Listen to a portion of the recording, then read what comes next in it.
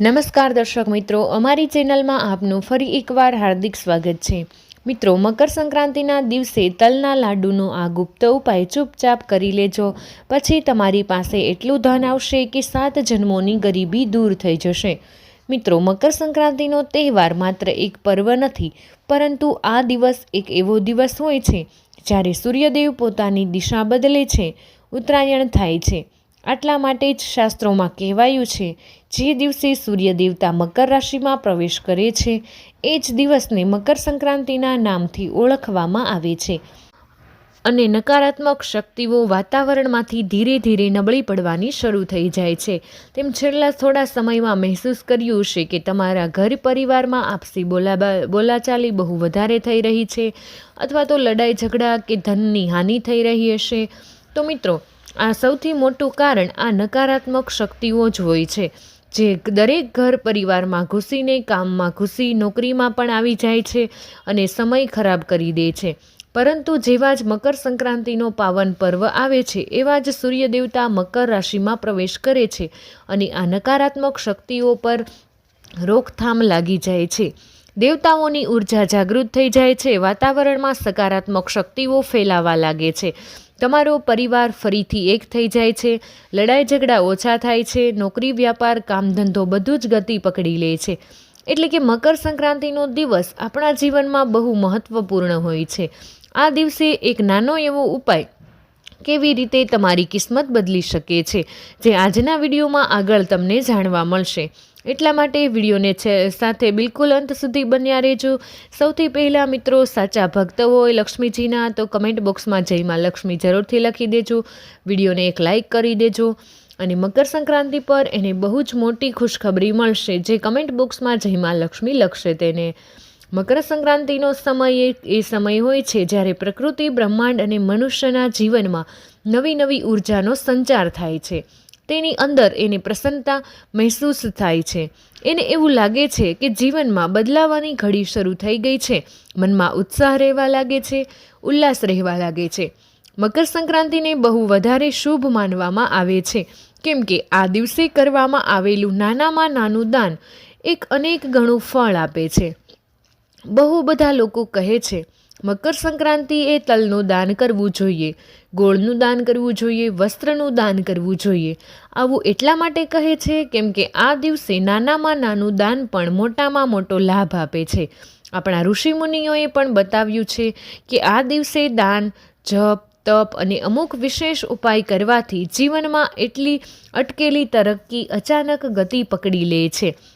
બહુ બધા લોકો હતા જે પોતાના જીવનમાં બહુ પ્રયાસ કર્યા છતાં પણ પૈસા નહોતા કમાઈ શકતા, બહુ મહેનત કરવા છતાં તેમના ગ્રહ સાચા નહોતા હોતા, દરેક પ્રકારના ઉપાય એ લોકો કરતા રહેતા હતા પણ પૈસા નથી કમાઈ શકતા।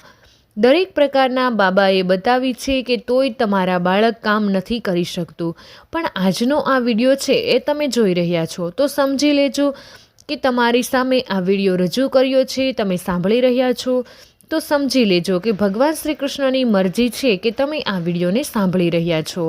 મકર સંક્રાંતિનો પાવન પર્વ નજીક છે, તેના પહેલાં તમને આ વિડીયો મળ્યો છે તો તમારા માટે શુભ સંકેત છે, તમે ભાગ્યશાળી છો, તમારા ભાગ્યોદયનો સમય નજીક છે।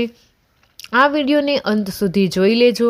કહેવા માંગુ છું કે તમારી કિસ્મત બદલાઈ જશે। બહુ સમયથી તમારા કામ અટકેલા છે, તમે રડતા રહો છો, રાત્રે ઊંઘ નથી આવતી, તમારી પીડા હવે દૂર થવાની છે, ભગવાને તમારી પોકાર સાંભળી લીધી છે। તો આજના વિડીયો તમારી સામે છે, તો મિત્રો તમારું અટકેલું કામ બનવાનું છે, તરક્કી તમારા ઘરે દસ્તક દેવાની છે, ખૂબ જ પૈસો આવવાનો છે।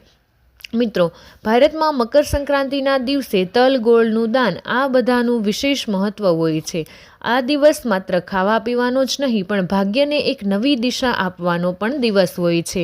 સૌથી મોટી વાત તો એ છે કે બહુ ઓછા લોકો જાણે છે કે મકર સંક્રાંતિ એક ઊંડું રહસ્ય પણ છે। એ રહસ્ય શું છે? જો આ દિવસે આપણે એક નાનામાં નાનો ગુપ્ત ઉપાય કરી લઈએ, જે આગળ બતાવવામાં આવશે, તો તેનો પ્રભાવ એટલો વધારે હોય છે કે તે બહુ નાનું છે, મતલબ એમાં તમારો કોઈ પૈસો નહીં લાગે, કોઈ મહેનત નહીં લાગે। આ ઉપાય તમે કરી લીધો અને ગુપ્ત રીતે કરી લીધો એટલે કે કોઈને કહ્યા વગર. તો બધા જ લોકોની આદત હોય છે, જરાક પણ ગૌશાળે જઈ ગાય માતાને ચારો નાખે તો 10 જણાને કહી દે, નાનો એવો ઉપાય કરે તો 10 જગ્યાએ કહી દે. તો આવું તમારે કરવાનું નથી. તમારે મકર સંક્રાંતિના આ ઉપાય ગુપ્ત રીતે કરવાનો છે. આ વાતનું ધ્યાન રાખી લેજો. આ જ કારણે શાસ્ત્રોમાં લખવામાં આવ્યું છે કે મકર સંક્રાંતિના દિવસે અમુક એવા ખાસ ઉપાય હોય છે જેને ચૂપચાપ કરવાથી જીવનમાંથી ગરીબી એટલે કે પૈસાની તકલીફ હંમેશા માટે દૂર થઈ જાય છે. સૌથી મોટી વાત તો એ જ છે. એના પછી માની લો કે કોઈના માથે બહુ કરજ હોય, માણસ બહુ પરેશાન રહે છે, તો મિત્રો રાત્રે ઊંઘ નથી આવતી, જેનથી જીવી નથી શકતો, જાતની ડરામણી વસ્તુઓથી ડરે છે, જીવનમાં ઘણી બધી રૂકાવટો આવે છે અને કામ રોકાઈ જાય છે. તો મિત્રો એક કામ બની જ નથી શકતું અને માણસને એવું લાગે છે કે મારી કિસ્મત ફૂટેલી છે. સૂર્ય દેવતા જે ઉર્જાના સ્ત્રોત છે એ હવે તેમના મકર રાશિમાં સંક્રાંતિ દિવસે પ્રવેશ કરશે. તમારા જીવનમાં ધન વધશે, અનુશાસન વધશે અને સ્થિરતા વધશે. વાસ્તવમાં આ ગોળ તલનો એક ઉપાય કરવાનો છે જે તમારી કિસ્મત બદલતા વાર નહીં લાગે, કેમ કે સકારાત્મક શક્તિઓ જાગૃત થવાની છે. અને મિત્રો આપણા જીવનમાં એક એવો અનેરો સમય આવવાનો છે જે તમે સપનામાં પણ નહીં વિચાર્યું હોય. તો મિત્રો આ ઉપાય જે વ્યક્તિ કરી લે છે તેના જીવનમાં પૈસા જ પૈસા આવે છે, તે દરેક રીતે માલામાલ થઈ જાય છે. તો મિત્રો હવે આપણે તલને તો તમે સાંભળ્યું જ હશે કે મકર સંક્રાંતિના દિવસે તલનું બહુ મહત્ત્વ હોય છે. તલ કોઈ સાધારણ ખાદ્ય પદાર્થ નથી. ઘણીવાર આપણે વસ્તુઓની પાછળનું મહત્ત્વ નથી જાણી શકતા. આપણા શાસ્ત્રોમાં તલને પિતૃદેવતાઓના, લક્ષ્મી તંત્ર અને શનિના પ્રભાવ સાથે જોડવામાં આવ્યું છે. કહેવાય છે કે તલમાં એ શક્તિ હોય છે જે ગરીબીને શોષી લે છે, સમૃદ્ધિને વધારી દે છે. તલ જે દેખાવમાં બહુ નાનો એવો ખાદ્ય પદાર્થ છે, આના ચમત્કાર એટલા મોટા છે તમે સાંભળી પણ હોશ ઉડી જશે. મકર સંક્રાંતિના દિવસે તલનું સેવન કરવું, તલનું દાન કરવું, તલમાંથી બનાવેલા લાડુનું વિશેષ મહત્ત્વ હોય છે. મિત્રો તલ ગરમ પ્રકૃતિના હોય છે. આ સૂર્યની ઉર્જાને પોતાની ભીતર ધારણ કરવાની ક્ષમતા રાખે છે.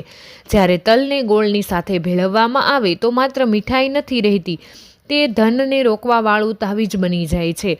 એ આ વાતથી હેરાન થઈ જશે. તલ અને ગોળનો આ નાનો એવો ઉપાય કઈ રીતે તમારી કિસ્મત બદલી શકે. વાતને બહુ ધ્યાનથી સાંભળજો. તલના લાડુનું એક આધ્યાત્મિક રહસ્ય પણ છે જે આજથી પહેલાં તમને ખબર નહીં હોય. તો મિત્રો હવે આપણે તે ઉપાય વિશે વાત કરીએ. તો તમારે બધાથી પહેલાં પોતાના મનને શુદ્ધ કરવાનું છે, નિર્મળ કરવાનું છે. એના પછી ઘરમાં બનેલા તલના લાડુમાંથી 5 લાડુ અલગ કાઢી લેવાના છે. એક વાત તો નક્કી છે કે તમારા ઘરમાં પણ મકર સંક્રાંતિના દિવસે તલના લાડુ જરૂર બન્યા હશે અથવા બની શકે છે.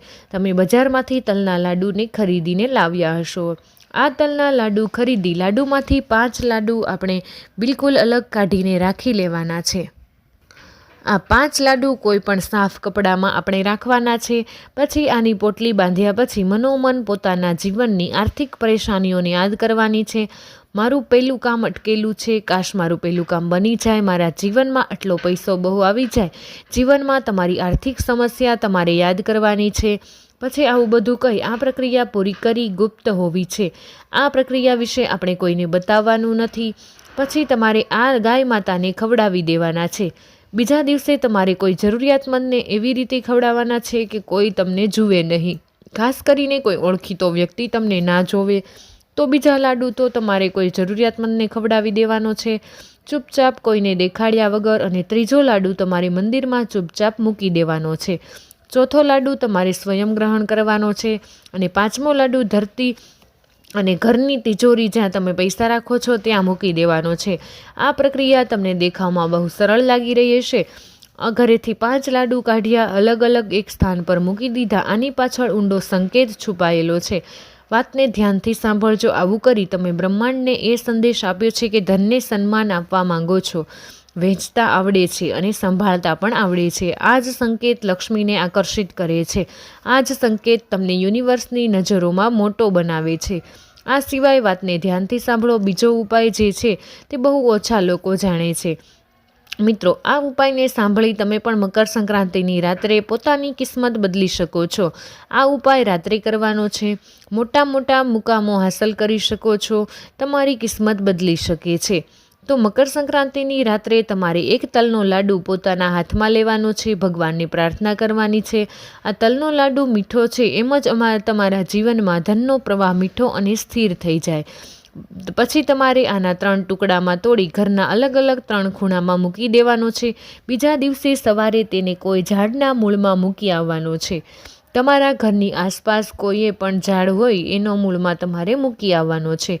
ધીરે ધીરે તમારી આર્થિક નકારાત્મકતા સમાપ્ત થઈ જશે અને તમારા ઘરમાં પૈસાની તંગી હોય તે પણ તેમાં તમને ફાયદો થવા લાગશે. તો મિત્રો, વિડીયો પસંદ આવ્યો હોય તો વિડીયોને લાઇક કરી દેજો. તમારા બધા જ મિત્રો સાથે વિડીયોને શેર કરી અમારી ચેનલને સબસ્ક્રાઈબ કરવાનું ભૂલશો નહીં.